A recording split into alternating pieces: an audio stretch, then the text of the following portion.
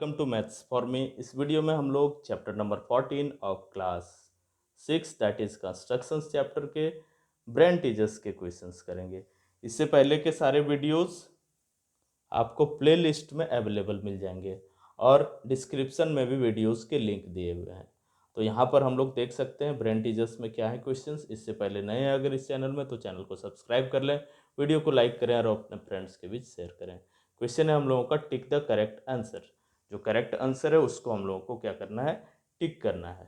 तो यहाँ पर हम लोग देख सकते हैं ए नंबर में पूछा गया which of the following divides a line segment into two equal parts. एक लाइन सेगमेंट को टू इक्वल पार्ट्स में कौन डिवाइड करता है। परपेंडिकुलर एट एनी पॉइंट, किसी पॉइंट पर परपेंडिकुलर, बिल्कुल नहीं। Perpendicular bisector of the segment मतलब लाइन सेगमेंट, ये हो सकता है। Third number angle bisector, angle bisector angle के बारे में बोला नहीं जा रहा है इसलिए एंगल बाइसेक्टर नहीं होगा। Fourth number both second and third, तो एंगल बाइसेक्टर होगा नहीं तो सिर्फ सेकेंड आंसर होगा। यानी कि एक लाइन सेगमेंट का परपेंडिकुलर बाइसेक्टर ही उस लाइन सेगमेंट को टू इक्वल हाफ्स में डिवाइड करता है। सो सही आंसर हम लोग का हो जाएगा second option. Now question number B, two lines perpendicular to the same line. दो लाइन्स है हम लोगों के पास जो परपेंडिकुलर है सेम लाइन का, विल ऑलवेज, तो वो दोनों लाइन हमेशा क्या होंगे, वो दोनों लाइन होंगे parallel to each other. They will be parallel to each other. कैसे समझते हैं इसको, हम लोग इस तरीके से समझ सकते हैं। मान लेते हैं कि एक लाइन है जिसका नेम है एल। अब टू लाइंस इसके परपेंडिकुलर है, इस लाइन एल के परपेंडिकुलर है टू लाइंस। एक लाइन परपेंडिकुलर है एम, 90 डिग्री का एंगल यहाँ पर बना रहा है। दूसरा लाइन है एन, वो भी परपेंडिकुलर है एल लाइन के। तो एम और एन लाइन के बारे में बोला जा रहा है। तो एम और एन लाइन सभी जगह से equal equal equal equal distances पर है।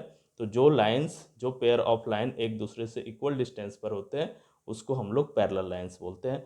तो एम और एन एक दूसरे के क्या है, पैरेलल है। So third number option will be the right option for question number B.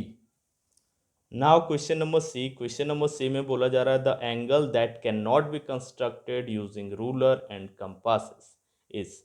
तो कौन से एंगल को रूलर और कंपास का यूज करके हम लोग कंस्ट्रक्ट नहीं कर सकते हैं। तो फर्स्ट में हम लोग का है 30 डिग्री, इसको कंस्ट्रक्ट किया जा सकता है। 45 डिग्री इसको भी कंस्ट्रक्ट किया जा सकता है। 75 डिग्री इसको भी कंस्ट्रक्ट किया जा सकता है।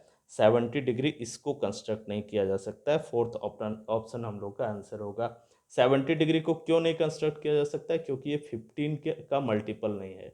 ये सारे हम लोग देख सकते हैं 15 का, 15 के टेबल में 30 आता है, 15 के टेबल में 45 आता है, 15 के टेबल में 75 आता है, लेकिन 15 के टेबल में 70 नहीं आता है। सो हम लोग का आंसर हो जाएगा ऑप्शन नंबर 4।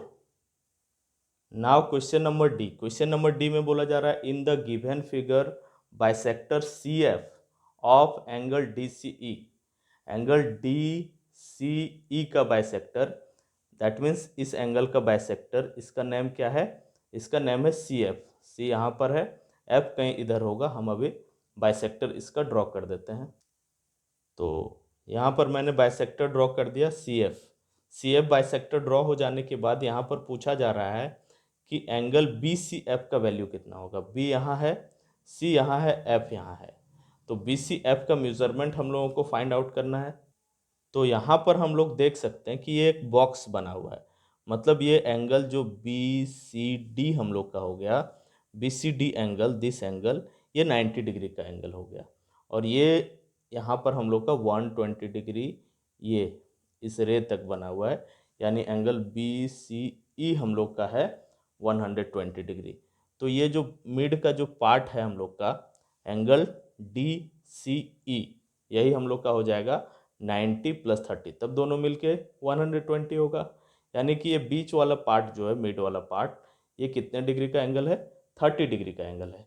30 डिग्री का एंगल है और सी एफ अगर बाइसेक्टर है तो दोनों तरफ इक्वल इक्वल मेजरमेंट के एंगल्स होंगे, यानी 15 डिग्री और 15 डिग्री, दोनों ही तरफ 15 15 डिग्री होंगे।